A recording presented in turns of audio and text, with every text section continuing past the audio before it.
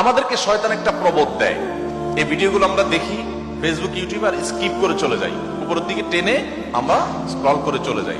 শয়তান আমাদেরকে বলে তোমার কি করার আছে, তুমি একটা সামান্য, একে তো বাংলাদেশ মতো একটা ছোট্ট দুর্বল দেশ, আবার সে দেশের একজন অতি সাধারণ একজন নাগরিক, একজন নগণ্য মানুষ, তুমি এই আন্তর্জাতিক সমস্যার সমাধান করার মতো ক্ষমতা তোমার হাতে নাই, তোমার কি করার আছে? সো তুমি একটু আল্লাহর কাছে দোয়া করো, বাস। আমি একটু দোয়া করে ওটাকে স্কিপ করে আর একটা ঝাঁকানাকা কোনো ভিডিওতে আমি ডুবে যাচ্ছি। এই না আমাদের অবস্থা? আসলে কি তাই? আমি তো তা মনে করি না। এটা শয়তান আপনাকে মিথ্যা কথা বলে, আপনাকে মিথ্যা সান্ত্বনা দেয়। শয়তান বলে তোমার কিচ্ছু করার নেই। কে বলেছে আপনার কিছু করার নেই? আপনার যে কত কিছু করার আছে সেটা আপনি নিজেও ভাবেন নাই। আল্লাহ তাআলা আপনাকে জিজ্ঞাসা করবেন না তুমি সেখানে সামরিক শক্তি কেন পাঠাও না, কারণ সামরিক শক্তি আপনার হাতে নাই। আল্লাহ আপনাকে এটা জিজ্ঞেস করবেন না। আল্লাহ আপনাকে বলবেন না তুমি মানবিক সহায়তা নিয়ে শত শত হাজার হাজার টন কেন খাবার পাঠাও নাই সেখানে, কারণ এই ক্ষমতা আপনার হাতে নাই।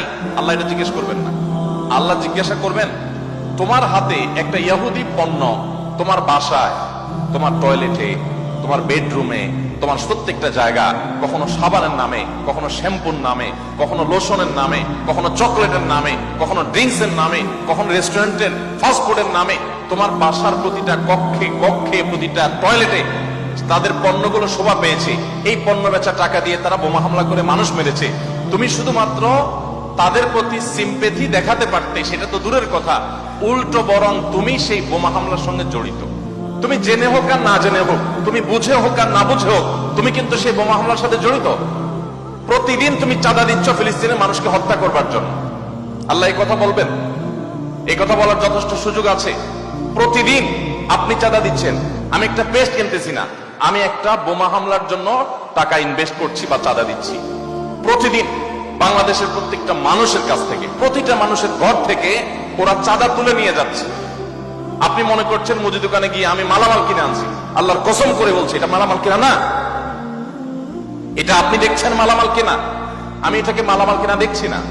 আপনি দেখছেন আপনি পেপসি বা কোকা কোলা বা সফট ড্রিঙ্কস এদের যেগুলো আছে সেগুলো আপনি ডক ডক করে গিলছেন।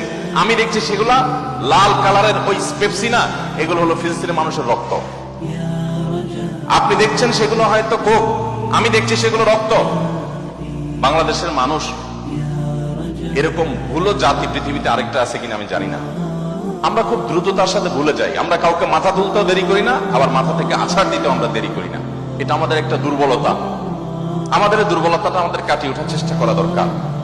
আমরা কয়দিন খুব জোরে সোরে বয়কট করে এরপরে আবার আমাদের সবকিছু সয়ে যায়। এক ভাই খুব চমৎকার বলেছেন, আমরা মানিয়ে নিয়েছি শোক, আবার উদরে ঢালছি ক্ষোভ। আপনি নামাজ পড়তেছেন, আপনি সিজদা করতেছেন, আপনি অনেক কিছু করতেছেন, দিন শেষে আপনি মুসলমানদের হত্যার সঙ্গে জড়িত।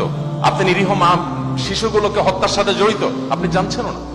আমরা মুসলমানরা যদি শুধুমাত্র তাদের পণ্যগুলো বয়কটটা যদি যথাযথভাবে করতে পারি, তাহলে তারা অন্তত 50% এমনিতেই সাইজ হয়ে যাবে। আমি তো মনে করি যে এই প্রেক্ষাপটে, এই বাস্তবতায়, ফিলিস্তিনের এই বাস্তবতা অন্তত আপনারা যদি প্রত্যেকে আন্তরিক হন এবং সচেষ্ট হন, তাহলে সেক্ষেত্রে আপনারা বাণিজ্যিকভাবেও লাভবান হতে পারেন, কিন্তু সেটা মূল উদ্দেশ্য থাকবে না।